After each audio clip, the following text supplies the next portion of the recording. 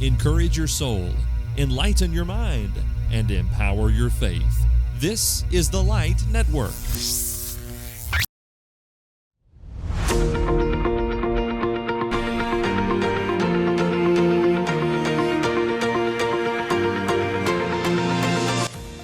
Scholar Study, where we discuss all things concerning scripture, faith, and scholarship. My name is Brad McNutt. If you're ready, we're going to go inside the Scholar Study, and we're going to kick off this brand new season / topic / we were talking about the 12 when we left off, but you never know what that you're was a gonna get. long time ago. Yeah. It was. Yeah, a whole lot of water under the bridge. So we're starting over, and we'll. Yeah, I mean, I've been to the beach since then, and I have too. right. And I usually wasn't a beach person, but I have found that if I go in early June and it's not like gagging you with the humidity, I kind of enjoy it a little. So don't tell my wife I said that. Okay. It's a good thing she doesn't listen to this. Exactly. As my wife does not either. So I will say we went to the beach in late July, and yeah, I mean, well, I will say in Florence, where I live at that time, Florence, Alabama, it was nasty, oppressive, disgusting, humidity, hot. But at the beach, it was better. That is, there was less, it felt less humidity anyway. There was a nice breeze. It felt like it was 10 degrees cooler, to be honest. So, maybe not the worst time to go. I don't know. Yeah. I don't know how that all works, but I enjoyed it. Yep. Sounds good. All right. So new season. Yeah. Well, as I sometimes do self-promotion, let me point out that a couple of books that we have talked about before were released over the summer. Oxford published my book on the Apocrypha. It's called The Apocrypha Through History. And I'm sorry, none of our listeners will be able to afford it, but yes. You must have done some top-notch work there. Oh man, that is a valuable study. Oxford obviously thought, this is valuable stuff. So they decided to charge a premium for it. So but so anyway, it is available. Yes. From all the outlets. And then ACU Press just last week maybe released my book called Satan and His Friends. And that one you should be able to afford. If you can afford to listen to a podcast, you can probably afford that book. So, both of those are out, released this summer. So I'm glad to see that. And we're going to be talking about Jerome over the next few weeks. And part of the impetus for that is that I just a couple of weeks ago signed a contract for a book of his of translations of his prefaces. So let's talk about Jerome and his importance in the history of Christianity and the history of the Bible. And probably for most of our listeners, his importance lies mostly in the history of the Bible. And his prefaces are tied directly to the Bible. All right, so let's talk about Jerome. So Jerome is a Latin writer born about the middle of the 4th century AD. So let's say 347 is a common year to give for his birth. I'm saying it that way because we don't really know, but we have a better idea of when he died, about 420. So he crossed over into the 5th century. He is therefore a contemporary of the most famous Latin writer who's a Christian, that is Augustine. And they actually wrote letters to one another. Jerome and Augustine corresponded with one another. They were in a bit different tracks. I mean, they're both heroes of the Catholic faith, but both Latin writers. But Augustine was a bishop over in North Africa. Jerome was a monk never really progressed in the church hierarchy. A monk who spent the last half of his life in Bethlehem. Bethlehem, the Bethlehem, and went there, of course, because it was the birthplace of the Savior. And he had a monastery over there, and that's where he did his translation work. Jerome is most famous to, I think, to everybody, I suppose. I'm trying to think, would he be most famous to Catholics for this? Surely he would, as the translator of the Latin Vulgate. Um, and so that's what we'll be talking about when we talk about Jerome's prefaces. That's what I'm going to be translating Jerome's prefaces, or I already have actually. The prefaces are prefaces to his biblical translations. So Jerome spent about 15 years of his life translating the Hebrew Bible, the Old Testament, from Hebrew into Latin, and that became the basis of the Latin Vulgate. But that was He started. I'm sorry. Yeah. That in itself was somewhat controversial, wasn't it? That he used the Masoretic text or the Hebrew text for his Old Testament as opposed to Septuagint. Didn't he and Augustine kind of Yes. disagree on that? Yeah, that's right. I mean, that was part of the correspondence. Is Augustine wrote to Jerome and said, "Please stop doing this. Don't translate from the Hebrew Bible. Translate from the Septuagint. That's the Christian Bible." And Jerome, of course, told him, stick it in your ear. I'm going to do this. Um, you know, Only slightly less offensive. I mean, Jerome is famous for his what do you call it? His caustic personality that he very quickly devolves into invective and insult. But yeah, that was controversial. He translated directly from the Hebrew text. That was a very intentional decision, and like we say, created controversy with Augustine, with others, and so each time, so he didn't translate it all at once. Like I say, it took about 15 years. Remember, this is before the printing press as well, before there are bookstores. So we've got to think about how does one go about publishing at that time? I don't know if we've talked about that on this podcast, but basically, I think the way Jerome went about it is he would translate a particular biblical book from Hebrew into Latin, and then let's say it was the Psalms, the book of Psalms. And then he would write a preface. Sometimes it was sort of lengthy, and by lengthy, I don't mean it was all that long, but it would be a couple of pages. And sometimes it was sort of short, like just a paragraph or something. And he would dedicate it to somebody. Oftentimes he would dedicate it to rich ladies that he knew, or to bishops that he knew. Let's say he's dedicating it to bishops. Then he would then the preface is in the form of a letter, like, "Dear Bishop so and so, dear Bishop, Chromotius or Heliodorus or whoever.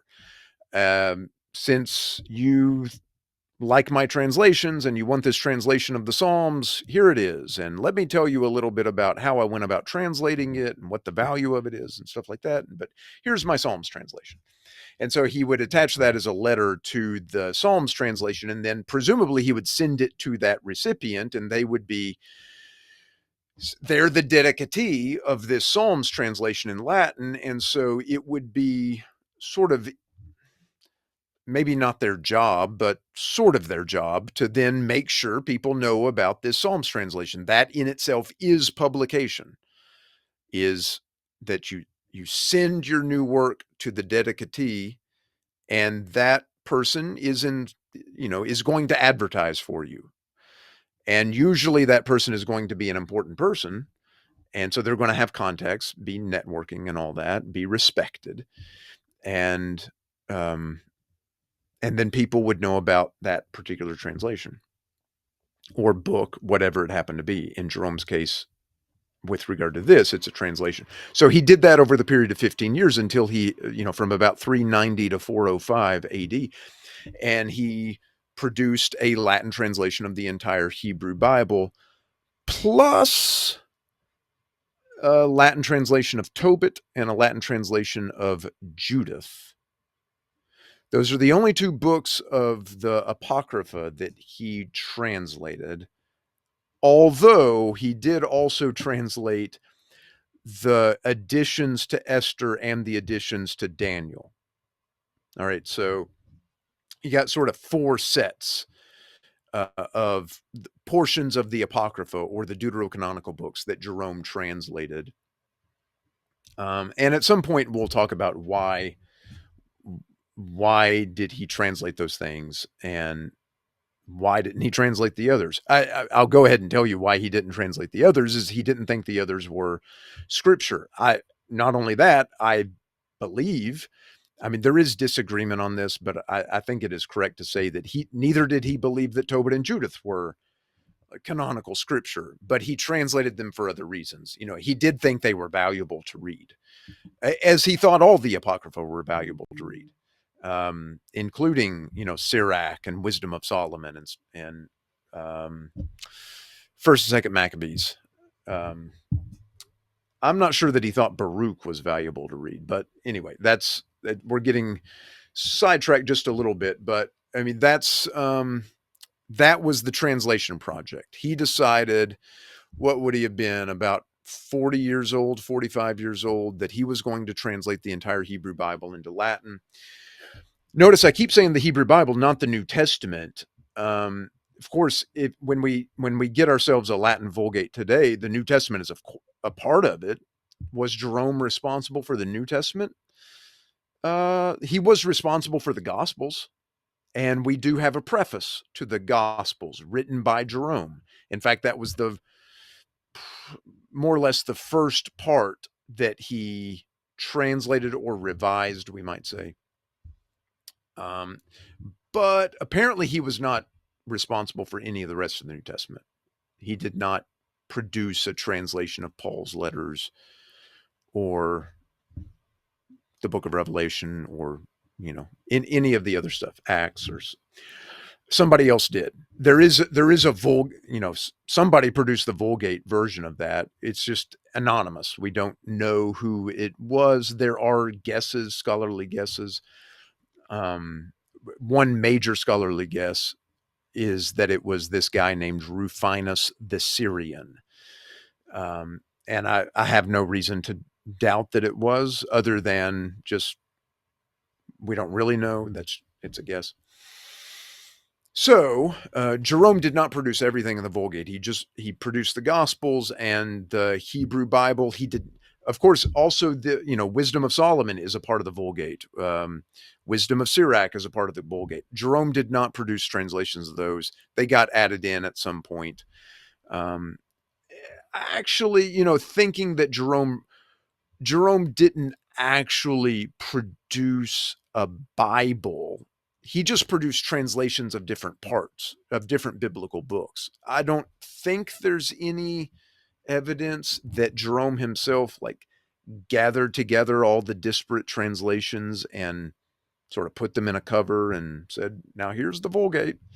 Here's my Bible.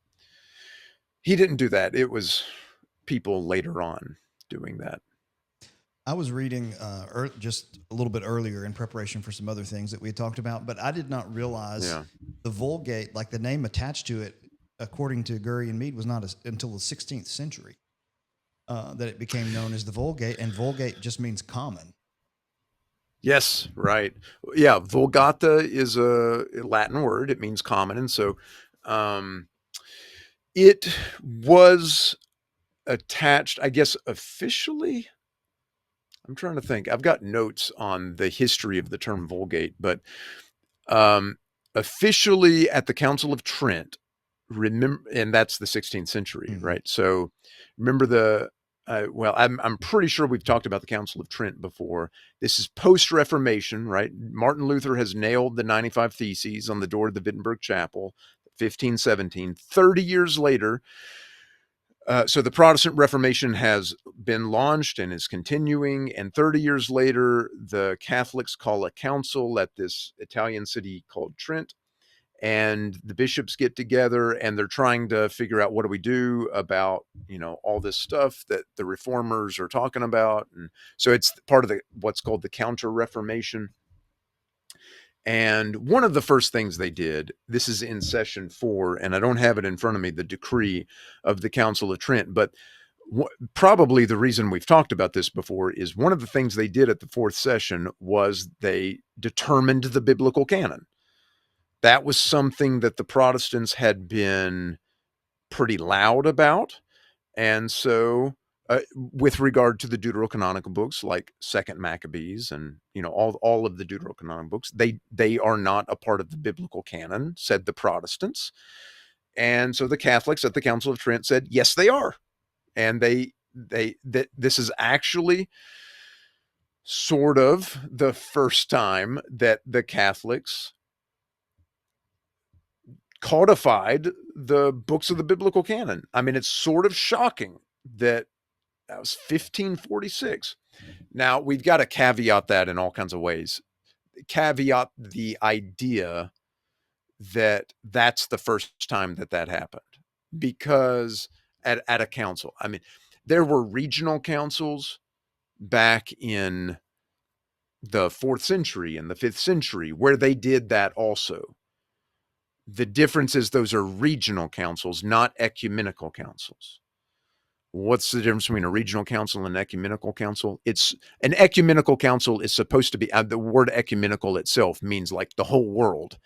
So it's a difference between a council that represents a section of Christianity and a council that's a regional council, and a council that represents Christianity throughout the world. That's an ecumenical council. Sort of like the difference in the United States between the Supreme Court, which can interpret the Constitution for the entire United States, and a circuit court, which can interpret the Constitution or a law or whatever only for the states within their circuit.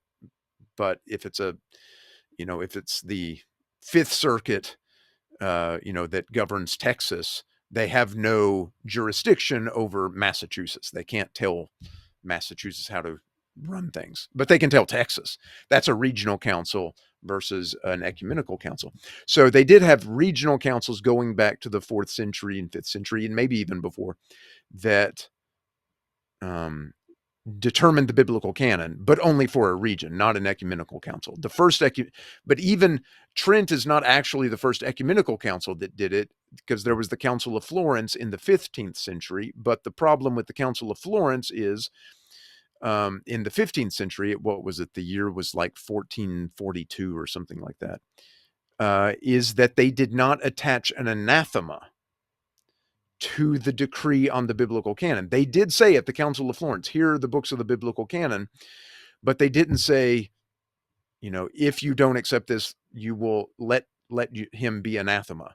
They didn't say that. So, look, I mean, if our listeners are not Catholics, they probably don't quite register what is the point here. But in the 15th and 16th centuries, the Catholic theologians themselves and Catholic bishops and Catholic cardinals thought that was really important. The fact that the Council of Florence did not include an anathema meant that it was still okay to question these things. So the Council of Trent is the first Catholic ecumenical council that attached an anathema to the list of biblical books. And so they did attach an anathema, which means that it, like, basically you go to hell if you don't, let him be anathema means something like let him go to hell. If you don't accept this, it's hellfire brimstone. Like unless you do that, it's not sealed. Yeah, right. This is official doctrine handed down from God now. Mm-hmm. So anyway, that was a tangent, but that happened at the 4th session of the Council of Trent, 1546, the determination of the biblical canon at the same session, the 4th session. They also said that they use the term Vulgate for Jerome's translation. And that is sort of officially how it got attached. I do think that maybe at sometimes before the 16th century that the term Vulgate was used for Jerome's translations, but it wasn't like exclusively. But from the time of the Council of Trent, the term Vulgate has been used for Jerome's translation, and that's it. Not used for any other thing. So that when you say the term Vulgate, you know you're talking about Jerome's translation of the Bible. In Jerome's own day, the term Vulgate referred to the Septuagint, meaning it was the common translation around.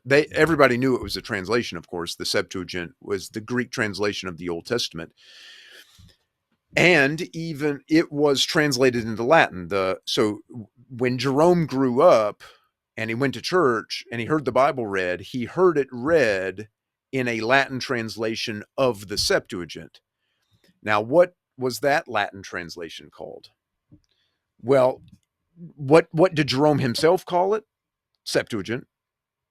So the Greek was called the Septuagint, and also the Latin translation of the Greek was called the Septuagint.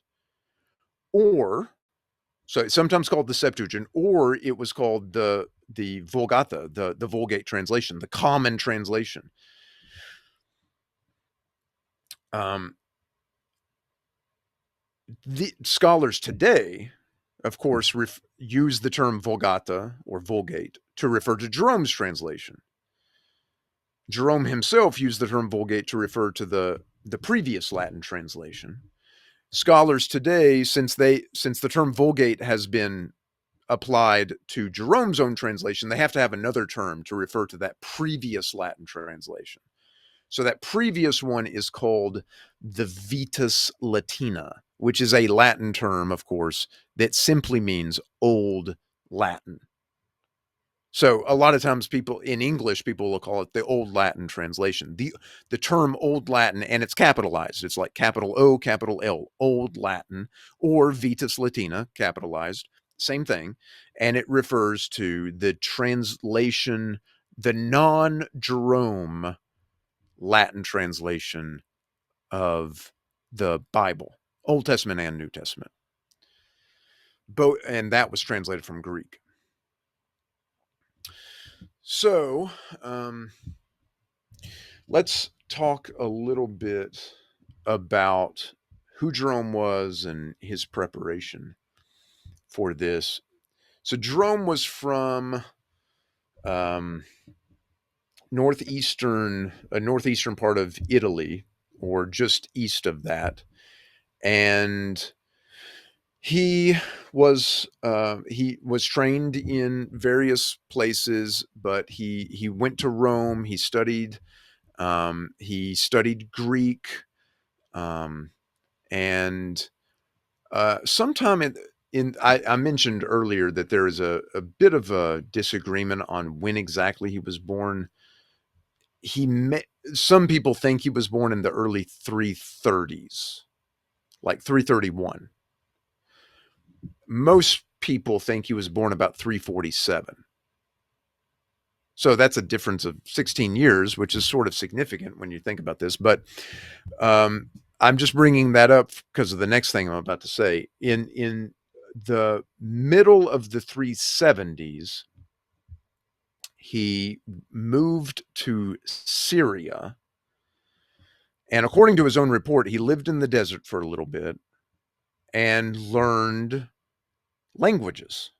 So of course, he grew up, he's a native Latin speaker. He's learned Greek as well.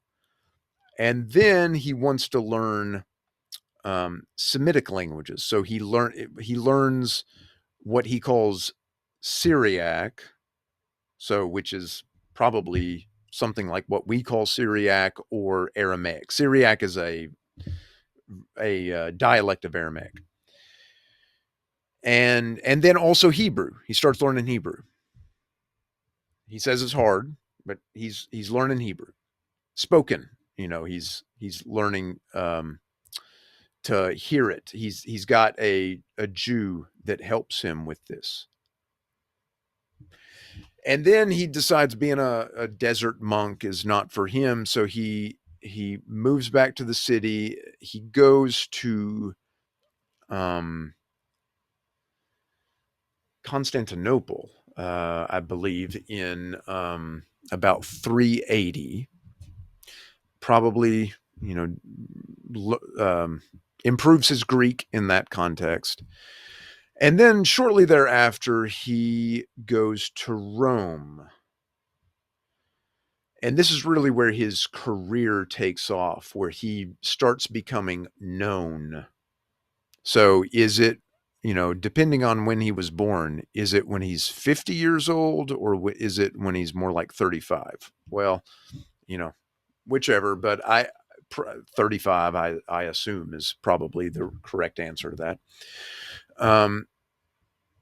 So he's in Rome from about 382 to 385. And the Pope during this time is this guy named Damasus. And Jerome is his secretary. Now, that's, the idea, he's taking dictation, he's writing up documents, he's doing research, he's answering questions, he's that kind of a secretary. And we have letters from Jerome from this time period where he answers biblical questions. Like, people will write to him questions and he will answer them. Damasus himself, the Pope, will write him questions, correspondence, and he answers those questions. And a lot of times he will show off his knowledge of Hebrew as a help, as a tool that he can use to answer these questions. Now, like in the 21st century, if you've got somebody who's interested in the Bible and they learn Hebrew, that's not super common, but it's not super unusual either. And certainly if you have somebody that's recognized as a scholar, even if somebody who's recognized as a scholar of the New Testament, you would expect such a person knows some Hebrew, even if they don't use it all the time. And if they're recognized as a scholar of the Old Testament, definitely they've got to know Hebrew, or how in the world did they get recognized as a scholar? It's like, that's just a part of it.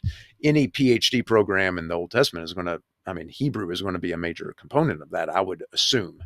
They're doing amazing things with Logos Bible software these days.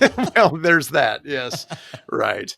And Google Translate and Exactly. all. Yeah. So who knows what the future holds on that, but throughout most of the past 200 years, so it has been. It's like a meme I read, and I'm getting us off track, but it's like, you know what? You better start eating healthy and exercising, because this generation's doctors are passing med school with AI. So yes, that's true. Good. Yeah, that's scary. Okay. Of course, AI is going to be our doctors in about, 3 weeks probably. Well, let's see. Jerome. Oh yeah, answering questions with his knowledge of Hebrew. Oh, okay. So like these days, knowing Hebrew isn't all that uncommon, even for an American who is a seminary student or a graduate student in biblical studies or theology. The idea that they might study Hebrew is like, that's not that big of a deal.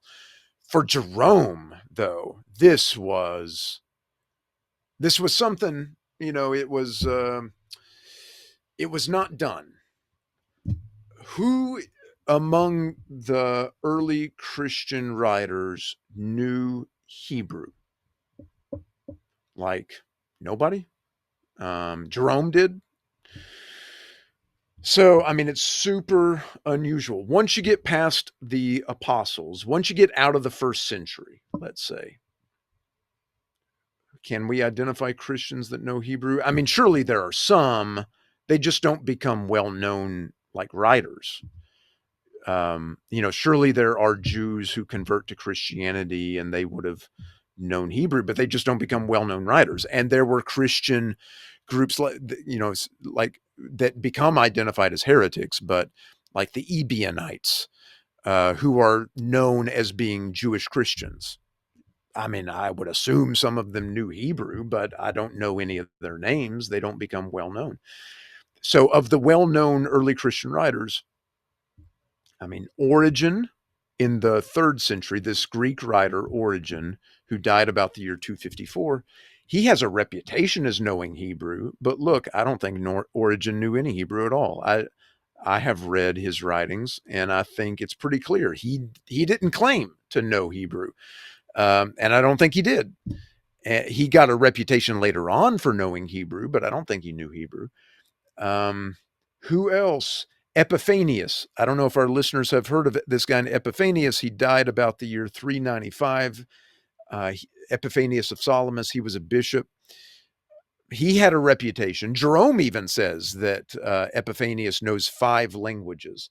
Now, let me see if I can think of the 5. It would be Hebrew, Greek, and Latin. I think Punic. What would be the other one? Maybe Syriac or something.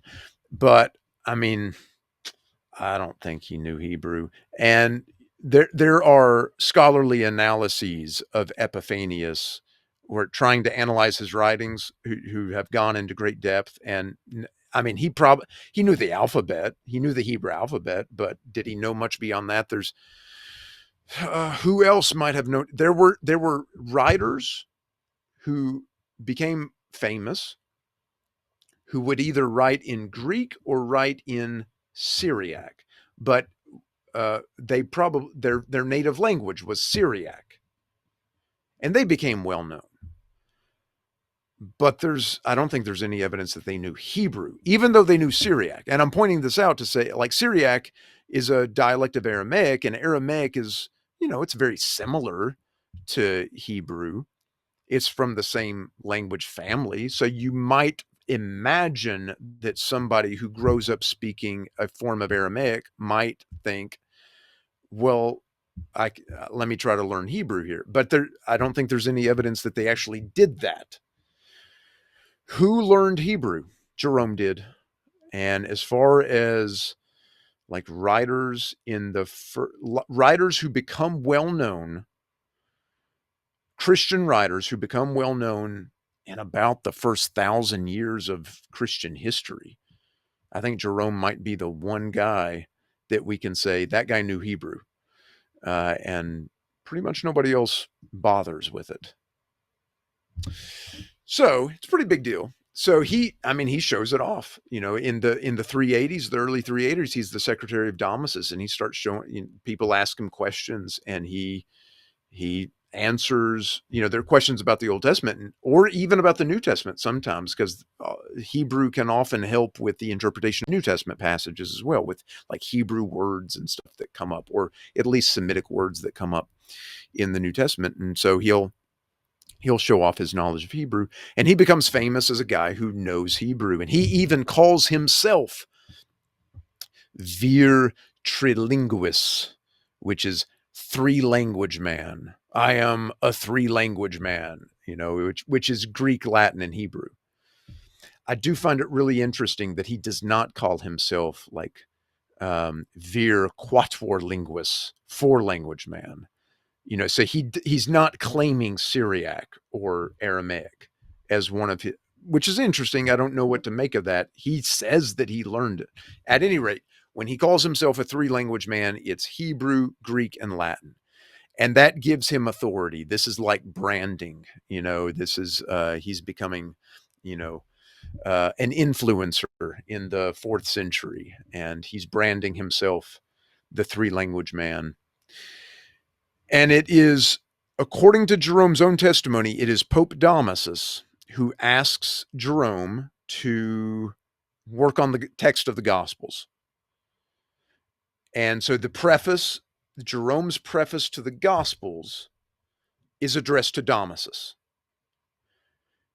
Now, the address to the Pope. So people later on took that as like the papal decree for the Vulgate, as if Pope Damasus had told Jerome, would you please write the Bible? And so Jerome just like did the whole thing according to the Pope's directive. And so the entire project of the translation is according to the wishes of the Pope. That is not the way it went.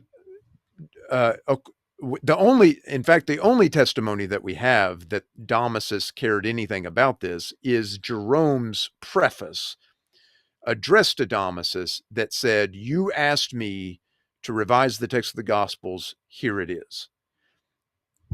Now, did Damasus really ask him, or is this Jerome branding again? Is this propaganda from Jerome? I don't know. I mean, I don't think any scholars actually doubt that Damasus put in this request. It makes sense as a request for somebody, a church official like a pope might want a sort of a unified text of the Bible. I mean, that kind of thing happens today, right? That people want this sort of clean edition of the Bible, textually pure. So he did that for the Gospels, but we don't have any evidence that that happened for any of the book of the Old Testament. Eventually, Damasus dies. Some people think that Jerome was sort of in the running to become the next pope, but he had burned too many bridges because I mentioned earlier his caustic personality, and he rubbed too many people the wrong way. And so he was forced out of Rome. And eventually he made his way to Bethlehem, where he established a monastery from about the year 386 until his death in 420. So 35 years or so. 35 years. He's in Bethlehem, and that's where he writes most of his great works. He translates the Bible. And then he writes commentaries on the Hebrew prophets, especially. He's got a big commentary on Isaiah and a big commentary on Ezekiel. He's got a small commentary on Daniel. He's got a commentary on all the minor prophets. And he died while he was working on his commentary on Jeremiah. So about half of it got done. So we have commentaries on all of the prophetic books, only about half of one for Jeremiah, but all of the prophetic books were covered by Jerome. And of course, he's writing commentaries on the Hebrew text, also on the Septuagint. He actually writes both in one. He comments on the Hebrew text and he comments on the Septuagint. And then he's also writing other things. He gets into polemics against various people during those last few decades of his life. And so he's a constant writer. He's being patronized in the good way, like money is given to him by rich people so that he will keep up this scholarly production, so that he can afford to have secretaries and parchment and all the things that a scholar needs to be able to carry on their work. But he does all that from his monastery in Bethlehem.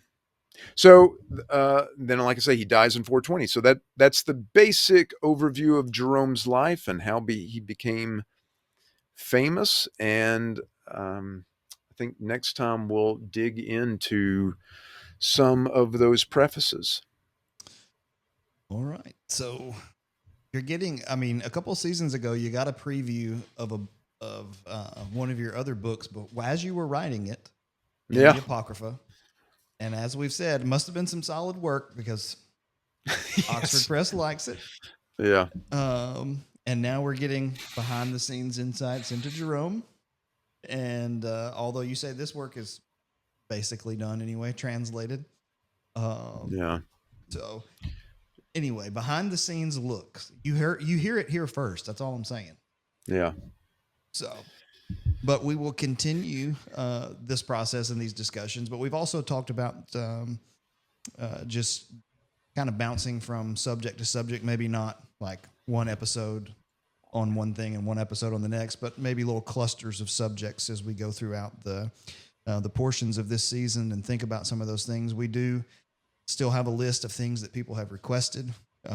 We might be able to look into some of those things, but we're also trying to balance our full-time jobs and our families and everything else. And so it's really good for us if we can make all these things kind of come together and intersect in some way. And so, but this is always interesting, as I actually took my iPad out and started taking a note or two on my on the book here that I'd been reading that had Jerome to add some information. And so always helpful.